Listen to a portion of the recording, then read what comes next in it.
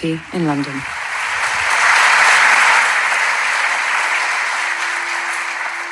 Good evening and welcome to you, the audience, and to our distinguished guests, the cosmonauts who are going to take us on our journey into outer space. The journey will have several phases. We'll blast off with a presentation from each of our guests. After each presentation, I hope there'll be time for a few short comments from the other cosmonauts. In our journey's next phase, as we travel through deep space, we'll ponder the question, are we alone in the universe? And finally, as we return to Earth orbit and splash down, it'll be the turn of you Earthlings to ask your questions of our cosmonauts.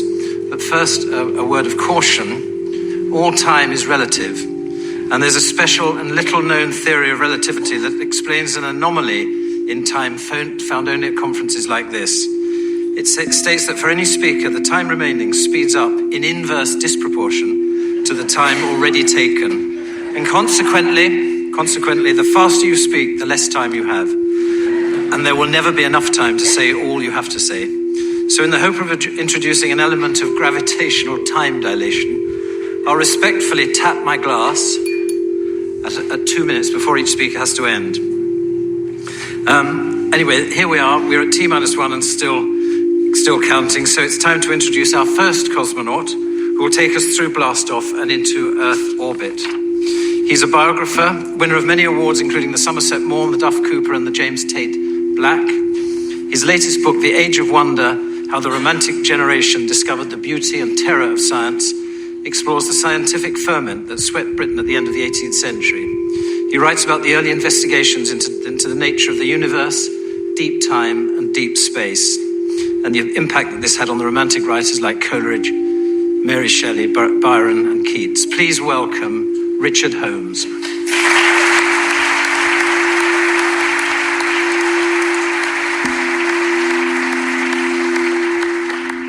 Good evening. I'm just the warm-up act, a term that Brian knows very well from a previous existence.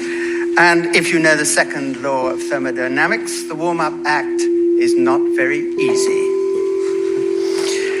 I want to present a particular idea to you, not the cutting edge of science, but the trailing edge of science. The history of outer space, the history of the universe, can take two forms. One is the history that begins, we think, with the Big Bang, and is now 13.75 billion years old. Complicated because, as we know, the bang wasn't really a bang and the big was very small, as it turns out. But there's another kind of history, and that is the history of man's understanding of space. And that's what I want to look at, the trailing edge. So what I've given you in the 19.5 seconds that remain, or minutes will do, is the Ladybird book of outer space. At warp speed, all right? So some familiar names to you there. The main thing I want to point out is those two dotted lines. Everything before the first dotted line, 1610, is naked eye astronomy, naked eye cosmology. And everything after the second line, which I put that date, 1929, is also astrophysics. It's the point at which the analysis of light from the stars gives us a completely different hold on the nature of the universe. So I've made those two big distinctions. And also you will know, some of you will see it says 10 great astronomers. There are actually 11 there, if you look very carefully. But we'll move on. Is that he is a kind of anthology of all the theories, including the Greeks and the Babylonians and the Egyptians, 500, maybe 1,000 years before him. All that is in his great book, the Almagesti. Let's just remind you, that's what his Earth looked like, his universe looked like, with the Earth at the center. Rather interesting the way that structure goes, because then it's the moon, then it's Mercury, then it's Venus, and then it's the sun. All right, and then out we go to Jupiter and Saturn. And of course, the big question of Ptolemy's Earth-centered universe is what is outside the green box? That's the question. And here's one form of answer to it.